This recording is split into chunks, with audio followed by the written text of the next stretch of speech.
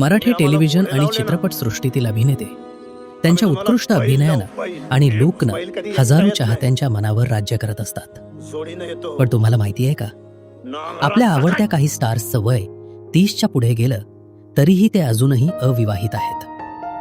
चला तर मग जाणून घेऊया अशाच काही लोकप्रिय बॅचलर मराठी अभिनेत्यांबद्दल. या यादीत पहिलं नाव येतंय दिल दोस्ती दुनियादारी फेम अभिनेता ललित प्रभाकर याचं.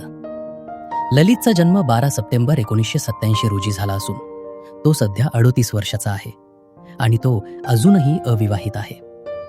त्यानंतर तरुण वर्गाचा आवडता अभिनेता यशोमन आपटे. 8 फेब्रुवारी 1992 रोजी जन्मलेला 34 वर्षांचा यशोमन आजही सिंगल आहे. अगंबाई सासूबाई मधील सोहमच्या भूमिकेनं घराघरात पोहोचलेला आशुतोष पत्की 22 डिसेंबर 1987 रोजी जन्माला आला असून तो सध्या 38 वर्षांचा आहे.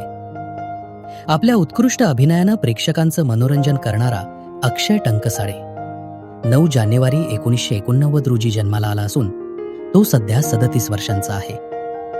22 ऑगस्ट 1988 रोजी जन्मलेला अभिनेता योगेश सोहनी सध्या 37 वर्षांचा आहे आणि त्यानंही अजून लग्न केलेले नाही. फुलाला सुगंध मातीचा फेम हर्षद अडकरी 17 ऑक्टोबर 1987 रोजी जन्माला आला. 38 वर्षांचा हर्षद अजूनही मोस्ट एलिजिबल बॅचलर आहे.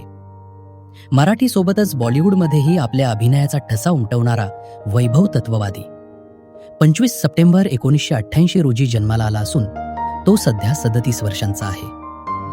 आपल्या उत्कृष्ट फिटनेस आणि लूकमुळे नेहमी चर्चेत राहणारा भूषण प्रधान 4 डिसेंबर 1986 रोजी जन्माला आला असून तो सध्या 39 वर्षांचा आहे आणि आजही सिंगल आहे.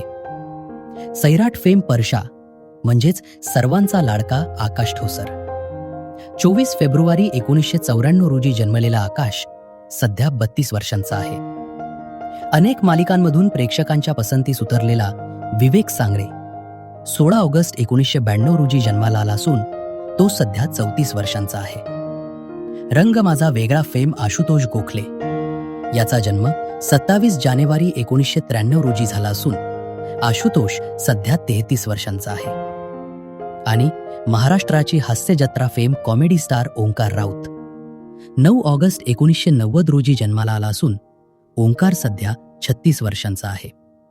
तर मित्रांनो, हे होते मराठी इंडस्ट्रीतील काही प्रसिद्ध अविवाहित अभिनेते. यांपैकी तुमचा आवडता अभिनेता कोणता आहे हे कमेंट करून नक्की सांगा. व्हिडिओ आवडला असेल तर लाईक करा, शेअर करा आणि चॅनलला सबस्क्राईब करायला विसरू नका.